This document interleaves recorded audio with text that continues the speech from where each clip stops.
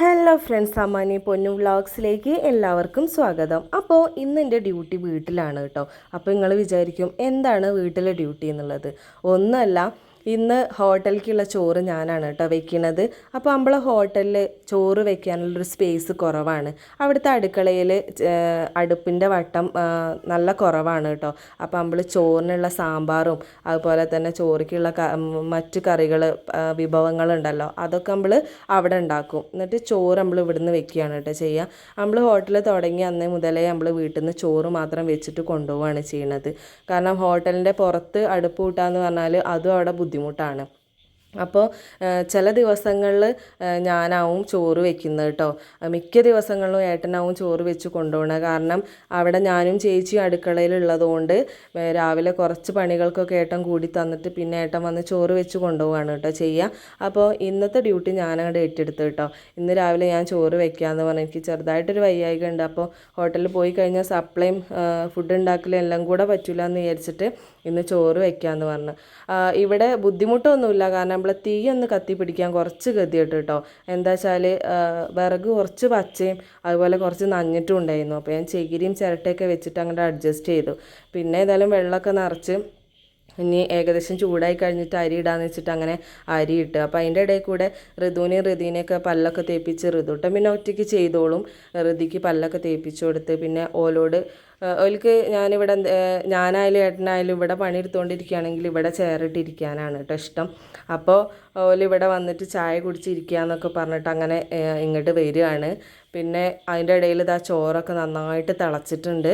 അപ്പോൾ അത് ആകെ വെന്തിട്ടുണ്ടോ അല്ലെങ്കിൽ ആകെ പുകയാണ് കേട്ടോ. അപ്പോൾ ബുദ്ധിമുട്ടൊന്നുമില്ല, കത്തി പിടിച്ചാൽ കുഴപ്പമൊന്നുമില്ല കേട്ടോ. അങ്ങനെ ഋതി ഇവിടെ ഇരുന്ന് ചായയൊക്കെ കുടിച്ചു. ഓലിപ്പോൾ ചക്കയും ചായയും കുടിക്കുകയാണ് കേട്ടോ. അപ്പോൾ അതൊക്കെ കഴിഞ്ഞിട്ട് ഓലെ സ്കൂളിലേക്ക് പോകാൻ മാറ്റിക്കണമല്ലോ എന്ന് വിചാരിച്ചിട്ട് ചോറൊക്കെ അടച്ച് വെച്ചിട്ട് ഞാൻ പിന്നെ ഓലെ ഡ്രസ്സ് ചെയ്യിക്കാൻ പോയി. അങ്ങനെ ഡ്രസ്സ് ചെയ്യിക്കലൊക്കെ കഴിഞ്ഞു.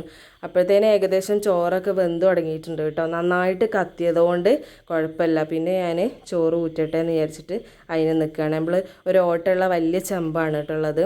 അപ്പോൾ അതിലേക്കാണ് ചോറ് ഊറ്റിയിട്ടിടുക. അപ്പോൾ നന്നായിട്ട് വെള്ളം വാർന്നിടുകയൊന്നുമില്ല, കുറച്ചതിൽ വെള്ളം ഉണ്ടാവും കേട്ടോ.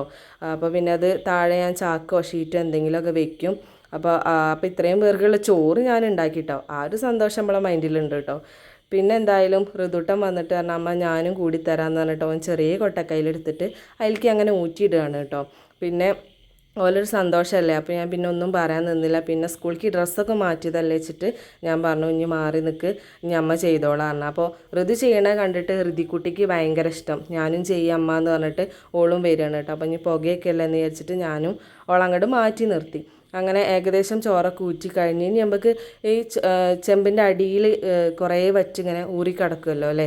അപ്പോൾ അത് ഈ ഒരു വലിയ കൊട്ടക്കൈയിൽ കിട്ടൂല കേട്ടോ.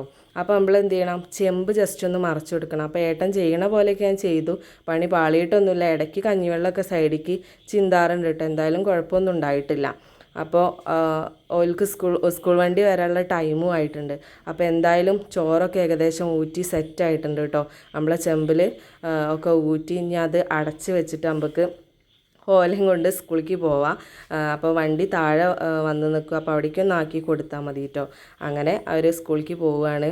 നമ്മളെ ചോറും വെന്തു. അപ്പോൾ ഇത്രയൊക്കെയാണ് ഇന്നത്തെ ഒരു വിശേഷം. അപ്പോൾ ഇനിയും നല്ല വിശേഷമായിട്ട് അടുത്ത വീഡിയോയിൽ കാണാം. Okay, by.